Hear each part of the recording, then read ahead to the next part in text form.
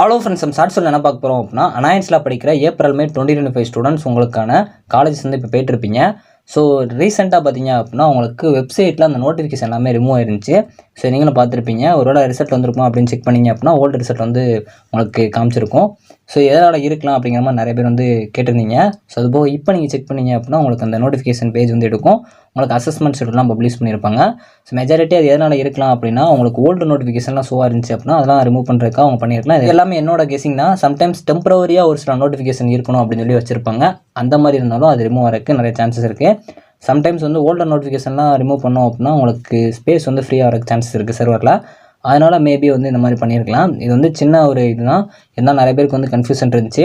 ரிசல்ட்டும் உங்களுக்கு வரப்போகுது அப்படின்னா இந்த மாதிரி ஏதாச்சும் நோட்டிஃபிகேஷன் வந்து ரிமூவ் பண்ண சான்ஸ் இல்லை. இருந்தாலும் ஏதாச்சும் இந்த மாதிரி வெப்சைட் வந்து ஸ்லோவாக இருந்துச்சு இல்லை ஏதாச்சும் எடுக்காமல் இருந்துச்சுன்னா மேபி அடுத்து ஒரு 1 வீக்கில் ரிசல்ட் பப்ளிஷ் ஆக சான்சஸ் இருக்குது. ஸோ இதை பற்றி நான் உங்களுக்கு ப்ரீஃபாக கீழே உள்ள வீடியோவில் கொடுத்துருக்கேன். மறக்காமல் பார்த்துக்கோங்க. இது ஜஸ்ட் ஒரு இன்ஃபர்மேஷனுக்காக தான். தேங்க்ஸ் ஃபார் வாட்சிங்.